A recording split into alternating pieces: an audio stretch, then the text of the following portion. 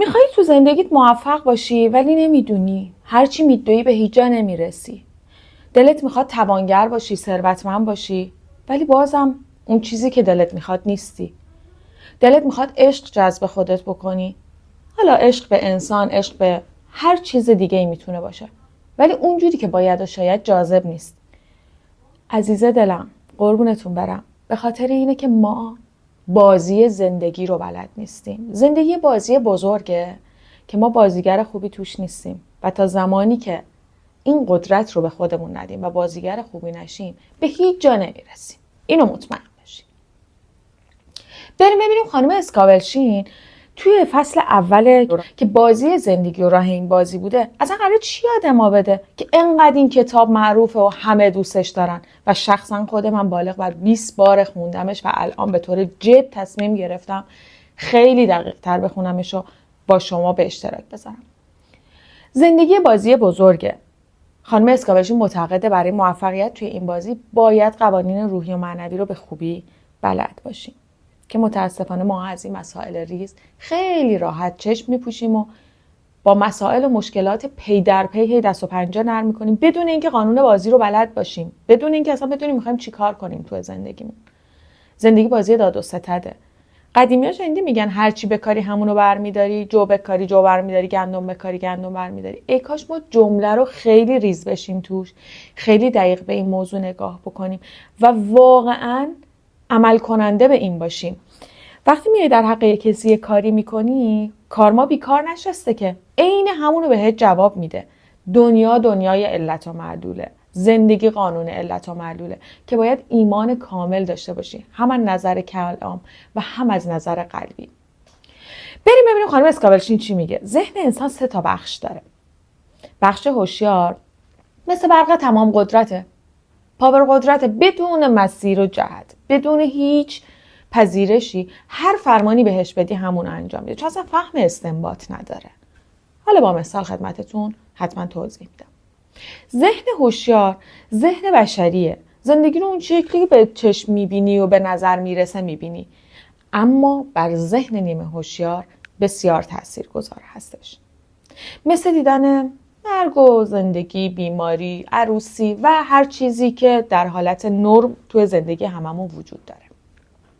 و قطعا هم که آرزو شدم خدمتتون خیلی روی ذهن نیمه هوشیار تاثیرگذار هست که بعد باز میکنم و بهتون توضیح میدم که کلا قضیه ذهن نیمه هوشیار چی هستش. و سومین نوع هوشیاری برتر ذهن هستش که ذهن الهیه. به قول افلاطون الگوی کامل ذهنه که قاعدش از وجود انسان ریشه میگیره. یه خانمی بوده توی بچگی دائم تور سیاه رو صورتش مینداخته و خانواده‌اش فکر می‌کردن وای چه بچه با نمکی ما داریم، چقدر بامزه است، این کارا رو میکنه، باهوشه و فکر می‌کرده بی‌وزن. در نهایت به سن بزرگسالی که میرسه این خانم و با اون کسی که عاشقانه دوستش داشته ازدواج میکنه و متاسفانه همسرش رو از دست میده و همیشه تور سیاه بر صورتش میمونه و یک زن بیوه میشه. این قدرت ذهنی بوده که خودش تعیین کرده بوده و هیچ کس نبوده جلوی اینو بگیره. همین میشه که بازی زندگی رو بلد نیستیم دیگه. برای خود ما هم بارها پیش اومده که یه مشکل رو چندین بار تجربهش میکنیم و هی گلایه میکنیم از خدا و زمین و زمان و عالم هستی که چرا این مشکل تموم نمیشه، خسته شدم، من عین همین رو چند وقت پیش تجربه کردم. عزیزم به خاطر اینکه ما بازی رو بلد نیستیم، اصلا نمیدونیم باید چی کار کنیم که این مشکلات سر راه زندگیمون قرار ندگیمون و بارها بر خود من پیش اومده. این شد که تصمیم گرفتم بیام بشینم این کتاب فلورانس رو یه بار دیگه با دقت بیشتر بخونم، ببینم اصلا قضیه این کلمه ای از بازی زندگی چی بوده که انقدر تاکید داره روش میکنه و داره به همون میگه یاد بگیرید بازی زندگی رو و توانگر باشین توی این بازی. میخوای عشق به خودت جذب کنی نسبت به هر چیزی، میتونه انسان باشه، شیء باشه، هر چیزی میتونه آدم عشق بهش داشته باشه، ولی نمیتونی جذبش کنی چون قانون ذهنیش رو بلد نیستی، چون نمیدونی اصلا ذهن نیمه هوشیارت داره باهات چی کار میکنه. میخوای ثروت جذب بکنی، راهش رو بلد نیستی، فکر میکنی با خیلی کار کردن میتونی ثروتمند بشی. نه، خیلی هم هستن فقط با نشستن و فکر صحیح و روش صحیح کار کردن پول خیلی بیشتری از کسی که ساعتها داره زحمت میکشه در میاره. پس بریم ببینیم که خانم اسکابلشین چه پیشنهادی واسمون داره و تو خلاصه فصل اول کتابش که کتاب بازی زندگی هست یاد بگیریم با هم دیگه قدم‌های صحیحی توی زندگیمون برداریم. ای که با نامت جهان آغاز شد، دفتر ما هم به نامت باز شد. دفتری که از نام او زیور گرفت، کار چرخ از آن بالاتر گرفت. درود و احترام خدمت دوستای عزیزم که تازه به چنل ما پیوستن. من ندا هستم و چنل خودتون ویژن کوست. امیدوارم خلاصه کتاب‌ها براتون مثمر ثمر باشه و حال دلتون عالی کنه. اسکابلشین که در مورد زندگیش تو ویدیو قبلی با هم صحبت کرده بودیم میگه زندگی بازیه.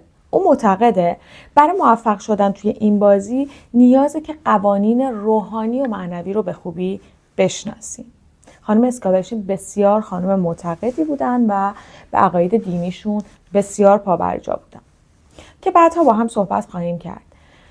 خانم اسکابلشین میگن زندگی بازی بزرگ داد و ستده. هر چی بکاری همونو برداشت میکنی. دیدی قدیمیامون هم خیلی میگن جو بکاری جو برداشت میکنی، گندم برداری گندم برداشت میکنی. اما ای کاش ریز بشیم به این جمله و بدونیم داریم با زندگی هامون چی کار میکنیم. ببینید وقتی که ما میایم یه کاری رو در حق یک کسی میکنیم انتظار این رو داریم که اون با ما این کار رو نکنه، کمان که اون طرف مطلع نشده از این جریانی که سر ما پیاده کرده. ولی ببینید قانون کائنات و کارما اینجا بیکار نشسته که هر کی هر کاری دلش میخواد بکنه. اون جواب رو میده بهت و بهت میگه این تلنگر اون لحظه‌ای بود که فلان کار کردیم. فرقی نمیکنه چه مثبت چه منفی. ممکنه برای یکی هدیه بخری سالها بگذره اصلا یادت نباشه و خداوند یه جای به قول زبان عامیانه خودمون یه حالی بهت بده که اصلا عجیب و غریب، بعد بگی چه خوب شد فلان اتفاق افتاد. ولی این جواب همون هدیه‌ایه که سالها قبل مثلا به یه کسی دادی و حال دلشو خوب کردی. و بالعکسش توی زندگی که کلاً یه بازیه، کلام خیلی تاثیرگذار و تعیین کننده است. کلمه‌ای ما انقدر قدرت دارن که ما غافل از اونیم. هر چیزی که به زبون میاریم یه انرژی در پسش هست. یه بازتابی توی زندگیمون داره که اگر قوانین رو یاد بگیریم به مرور زمان متوجه خواهیم شد که اصلا هر حرفی رو نزنیم. به قول گفتنی از سخنان خودت عادل شمرده میشی و از سخنانت بر تو حکم میشه. یه خانمی بوده که خیلی گلگی میکرده بزرگی خونش و دائم میگفته که خسته شدم از تمیزی این خونه، دیگه نمیکشم هر روز تمیزکاری، چند ساعت از وقتم رو میذارم واسه تمیزی این خونه و واقعا واسم خسته کننده شده. و دیری نمیکشه که این خانوم به فقر میرسه و میره توی خونه مستحق و کوچیک و محقر که واقعا شایسته این خونه از نظر روانی نبوده و بعدها به شدت به مشکل میخوره از نظر روحی. بالعکس اون هم مثالی خانومی رو توی کتاب خانم اسکابلشین میگن که فقط $8 داشتن و سر ماه هم باید یه قسط خیلی بزرگی رو پرداخت میکردن. این خانوم بدون اینکه استرسی داشته باشه همچنان به سخاوتمندی خودش ادامه میداده و دوستاش میگفتن تو با چه اعتماد به نفسی $8 داری ولی اومدی رستوران غذا بخوری.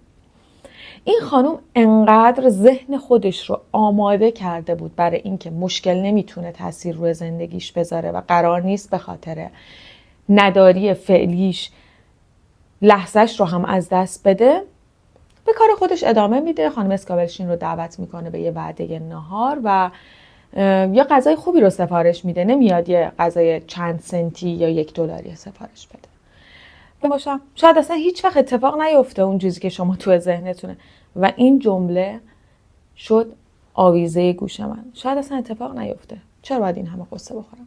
هر عملی یه عکس عملی داره توی زندگی.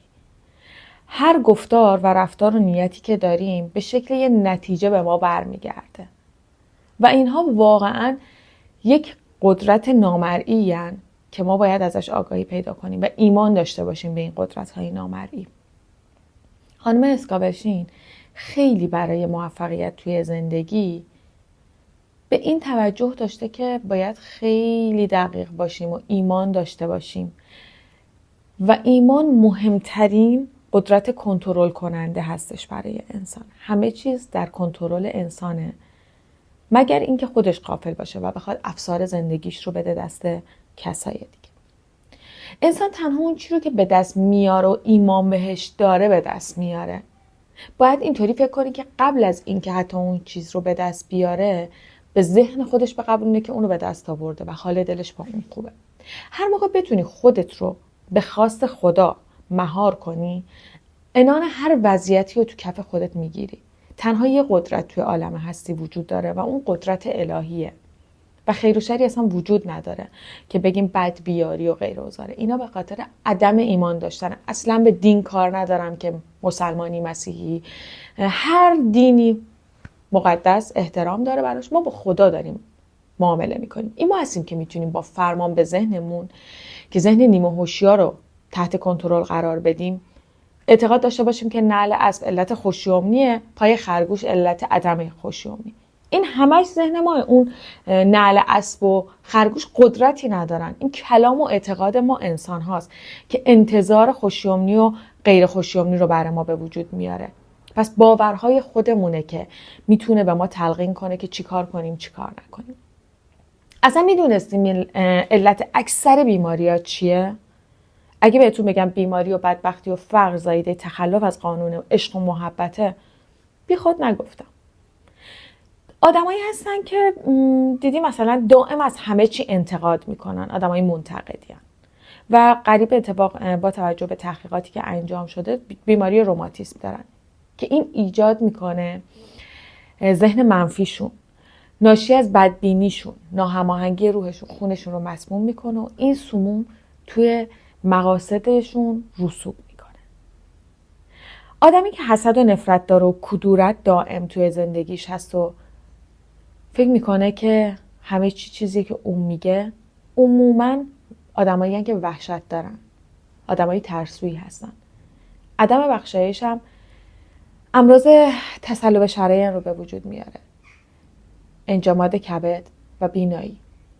اینا همه ناهماهنگی‌های ظاهری که ما داریم توی زندگی ها میبینیم، از ناهماهنگی‌های باطنی و روحیه که به وجود میاد. منتهای مراتب چون علمش رو نداریم و آگاهی نداریم و وقتم نمیذاریم مطالعه کنیم، این روندی که داریم و همچنان ادامه میدیم. رخساره خبر میدهد از سر درون، دقیقاً مصداق این موضوع هستش. اسکابلشن قبل از این که بخوان در واقع مدرس باشن توی علوم کائناتی و اینها، هنرمند بودن، نقاش بودن و مدرس نقاشی. یکی از شاگردانش که خیلی علاقه داشته به کار هنر، با خانواده‌اش دائم دچار چالش و مشکل بوده و می اومده کلاس های نقاشی رو، ولی خب دائم با خانواده‌اش مسئله داشته و نمیدونسته که آیا این مسیری که داره میره درست هست یا نه. که با خانم اسکابلشین صحبت میکنه و خانم اسکابلشین بهش میگه که ببین حس درونی و ندای قلبیت بهت چی میگه و اصلا مقاومت نداشته باش، خودت رو کامل بسپار به دست خداوند تا ببین که چه مسیری رو برات مشخص میکنه. درسته الان دوره کلاسات تموم شده و باید مشغول به کار بشی، یه مدت خودت رو رها کن و بشین ببین که چی پیش میاد. و این خانم دقیقا همین کارو میکنه. یک دوره ای شروع میکنه به رهاسازی، میاد از خداوند طلب میکنه که خدای خودت مسیر درست رو به من روشن کن و من مسیر صحیحی رو پیش ببرم توی زندگیم. درسته علاقه داشتم به هنر رو پیش بردم، ولی خب خانواده‌ام میخوان که من ادامه تحصیل بدم، تو مسیر دانشگاهی باشم و اینها. و بعد از یک مدتی خانومی که در موردش داریم صحبت میکنیم یه شغل خیلی متفاوت و خوبی رو پیدا میکنه که دقیقاً متناسب با خواسته خودش بوده، در رابطه با رشته هنر بوده و شرایط مالی خیلی خوبی رو براش پیش میاره، شرایط زندگی خیلی خوبی رو براش پیش میاره و حتی خانواده‌اش هم با میل و رغبت در واقع میپذیرن که این خانم این شغل رو در واقع انتخاب بکنه و توی این مسیر قرار بگیره. ببینیم وقتی انسان به ندای درونیش گوش میده، از طرف خداوند اون طرح الهی که باید، اون صفحه دفتری که باید براش باز بشه باز میشه و اون دعای درست و خواسته درست اون زن بوده که باعث شده به شغلی که رغبت داره برسه و اون استعدادش رو نمایان بکنه و با خواستش هماهنگ باشه و به سعادت قلبیش برسه. اینه که اگه به خاطر داشته باشین توی فصل قبلی در مورد خواسته هامون رو صحیح طلب کردن بود. وقتی آدمی بتونه خواسته های خودش رو جوری بطلبه که با خداوند هماهنگ باشه، راه رسیدن به اون هدف و زندگی رو برای خودش روشن میکنه. باید از خدا بخوای جان لایتناهی راه را برای خانه درست، دوست خوب، شغل خوب و مسیر خوب بر من بگشا. به جای می آورم که خواستم همان طور باشد که تو میخواهی و در پناه و لطف الهی باشد تا به عینیت درآید. باید انتظارات خودتو وسعت بدی در مقیاسی خیلی بزرگتر. مثالشو براتون زده بودم. ظرف بارون، ظرفی که زیر بارون میذاری، هر چی بزرگتر باشه بارون بیشتری برات میاد. استقرار و تاکید داشته باشین واسه خواسته هاتون، البته بدون مقاومت، چون قانون مقاومت رو با هم دیگه کار کردیم. و دل بدید به دل خدا. عدل خدا هیچ وقت شما رو توی نیمه راه ول نمیکنه و مطمئن باشین که اول راه خسته کننده است، خیلی خستگی داره واسهتون، اما وقتی خودت رو بسپاری به خدا به عینیت میرسه. هممون شنیدیم گر صبر کنی ز غوره حلوا سازی. و از صمیم دلت، صمیم قلبت بگو من تنها آنچه را میخواهم که پروردگارم با تو هماهنگ باشد و تو بخواهی، که تو قدرت مطلقی و من بر تو توکل دارم. همه قدرت ها از طریق درست فکر کردن به آدمی داده میشه. تا آسمون رو به زمین بیاری باید خواستت رو بدون عدم مقاومت، تاکید میکنم بدون عدم مقاومت از خدا بخوای. این بازی زندگیه. ایمان کامل داشته باشی، بیباکانه بخوای، مقاومت نکنی، محبت بکنی تا بتونی نوسان‌هایی که توی زندگی هستش رو از بین ببری و با خواسته های قلبی و درونیت که خداوند توی وجودت گذاشته هماهنگ بشی و از خدا بخوای و خداوند هم متقابلا و کائنات هم متقابلا از تو حمایت خواهند کرد، اطاعت خواهند کرد و خواستت رو به عینیت خواهند